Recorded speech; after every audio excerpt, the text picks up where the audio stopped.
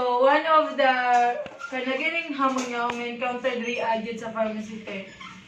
Dili man ingon nga kanaganing mga ang workloads.